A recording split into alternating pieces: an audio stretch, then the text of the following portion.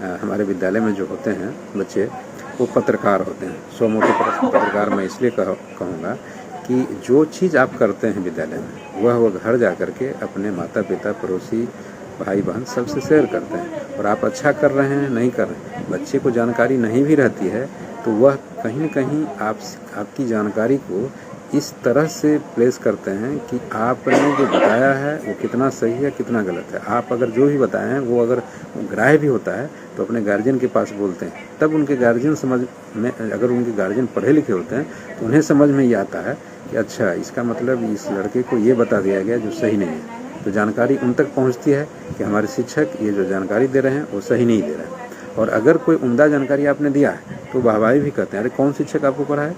फलां शिक्षक पढ़ाए। अच्छा, मैं उनसे मिलूँगा, उनसे बात करूँगा, बहुत अच्छा पढ़ाए हैं, तुम्हारा तो एकदम फंडा क्लियर है, मतलब कंसेप्ट क्लियर है। तो कुल मिलाकर तथ्य बटोरने से ज़्यादा अच्छा है कि बच्चों में क्रिएटिविटी लाने के लिए कंसेप्ट को बताना।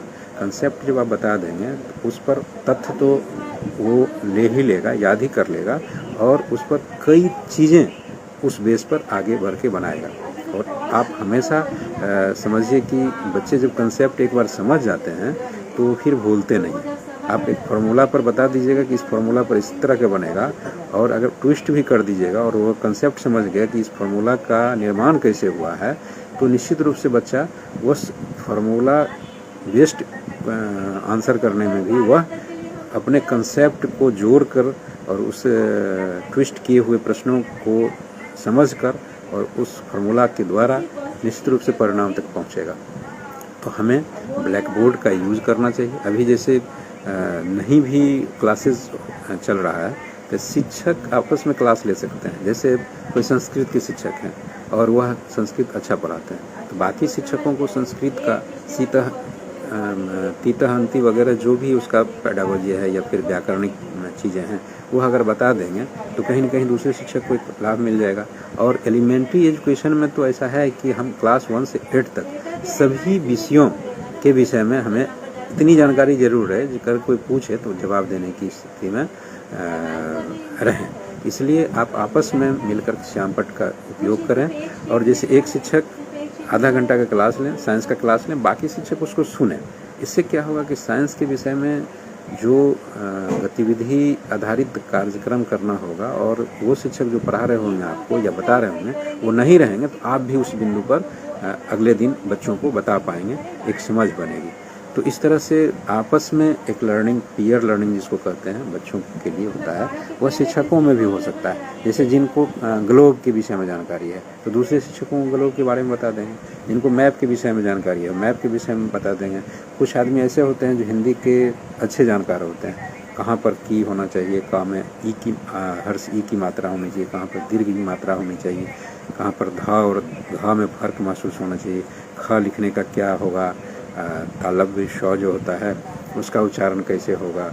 इन सारी चीज़ों पर आपस में चर्चा करना ज़्यादा श्रेयस्कर होगा।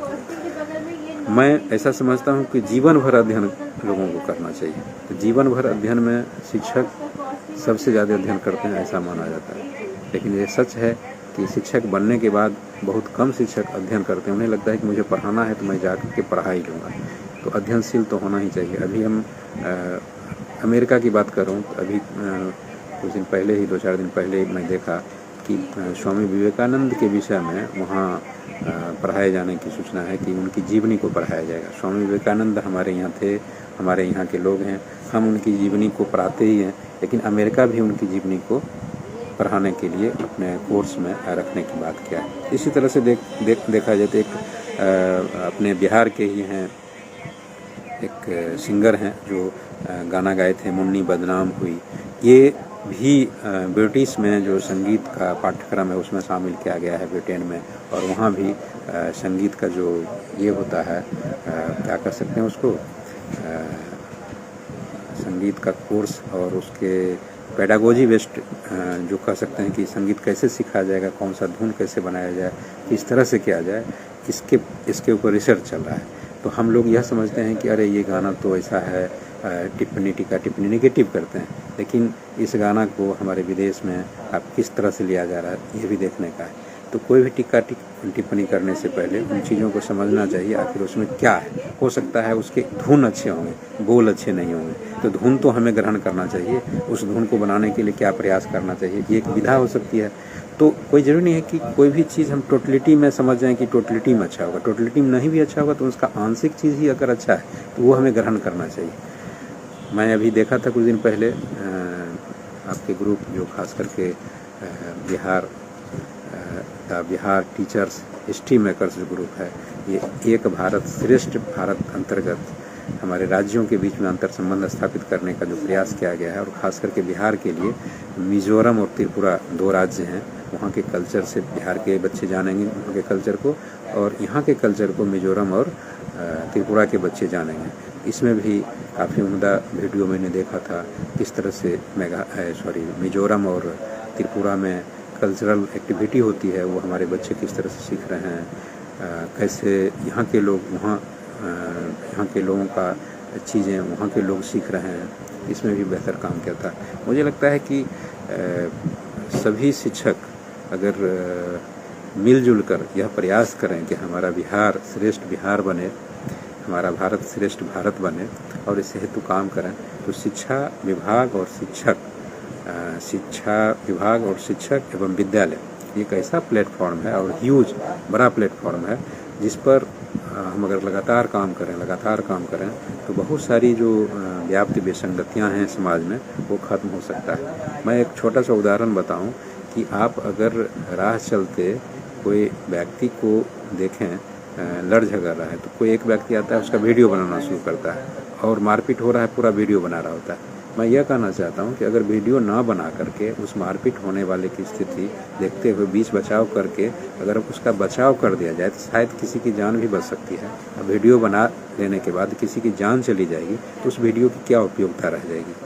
तो ये शिक्षा से ही हो सकता है, समझदारी से ही हो सकती है। हम क्या कर रहे हैं, कई लोग हैं कि भर दिन मोबाइल पर लगे रहते हैं, चाहे वो शिक्षक हों, बच्चे हों या अन्य लोग हों, मैक्सिमम टाइम मोबाइल पर लगे रहते हैं, मैक्सिमम टाइम IPL मैच पर लगे होते हैं। हर चीज़ का मज़ा लेना चाहिए, लेकिन इतना भी अति नहीं होना चाहिए कि उसका नुकसान हो।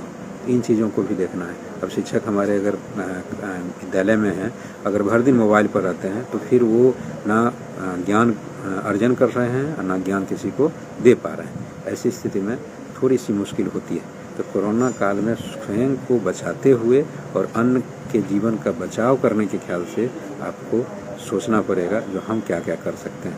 मैं एक उदाहरण के रूप में आपको कुछ बात बताया हूँ, आप खुद सोच सकते हैं क्या नवाचार हो सकता है, कैसे हम क्या करें।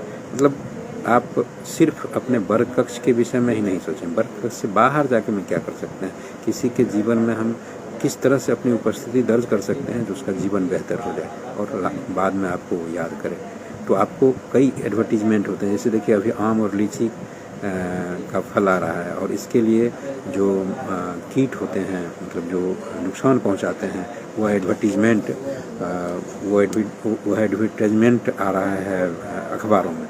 आप अगर उसको देख लेते हैं और उस पर कोई चर्चा कर लेते हैं आम वाले किसान के बीच या लीची वाले किसान के बीच, तो हो सकता है आपसे वो अधिक जुड़ा हो जाएगा। क्योंकि वो किसान हैं, कम पढ़े लिखे होंगे, उनको एडवर्टीजमेंट के विषय में पता नहीं होगा, लेकिन आप अगर बता देंगे तो उनके बच्चे से, उनके परिवार से जुड़ जाएंगे। जब जुड़ जाएंगे आप उनके घर परिवार से, तो कहीं न कहीं उम्दा शिक्षक कहे जाएंगे। तो मैं चूँकि मुझे आज ऑफिस में भी बहुत सारा काम है, आज ऑफिस खोला गया है, कुछ बजट निर्माण का कार्य चल रहा है, इसलिए मैं ज़्यादा समय नहीं दे पाऊँगा। मैं आप सबों से अंत में यही कहूँगा कि कोरोना में सबसे पहले तो खुद का बचाव कीजिए। अगर टीका लेने की उम्र में आप हैं तो टीका ले लीजिए। आस पड़ोस के लोगों को भी टीका लेने के लिए प्रेरित कीजिए और अपने विद्यालय के पोषक क्षेत्र में भी बच्चों के माध्यम उनके अभिभावक को भी टीका लेने के लिए प्रेरित कीजिए। सरकार के द्वारा, विभाग के द्वारा जो दायित्व दिया जा रहा है, उस दायित्व को निर्वहन कीजिए। चूँकि आपसे सरकार का और विभाग का एक लगाव है, एक अपेक्षा है, और महामारी आपदा में आप कहीं न कहीं उनको मदद कर रहे हैं और आप पर गर्व भी है। मुझे तो गर्व है ही। शिक्षक माता पिता के बाद जो स्थान पाते हैं वो अपने आप में बहुत बड़ा स्थान है वो दूसरा नहीं पाता है। मैं भी अपने बच्चों के लिए माता पिता के बाद जो उनके शिक्षक होते हैं उनको ही कहता हूँ कि आप उन्हें माने। भगवान तो हैं ही, आप भगवान से कम नहीं हैं। तो मैं अपनी बात को यहीं पर विराम देते हुए कहना चाहूँगा कि इस पैंडेमिक में भी आप अपने को सकारात्मक सोच के साथ जो पॉजिटिवनेस आप में है उससे अन्य को भी प्रेरित कीजिए। और आप तक अगर अच्छी जानकारी, अच्छा ज्ञान है और आप ही तक सीमित रह जाता है तो वह ज्ञान, वह अच्छी जानकारी जो है वो बेकार है यदि आप किसी 2-4 लोगों को अपना ज्ञान से, अपने जानकारी से अवगत नहीं कराए। और मैं यह काम करता हूँ, प्रत्येक दिन लिखता हूँ, आपके बीच रहता हूँ। और लिखने की शैली आप भी डेवलप कीजिए, आप भी कुछ ज़रूर लिखिए।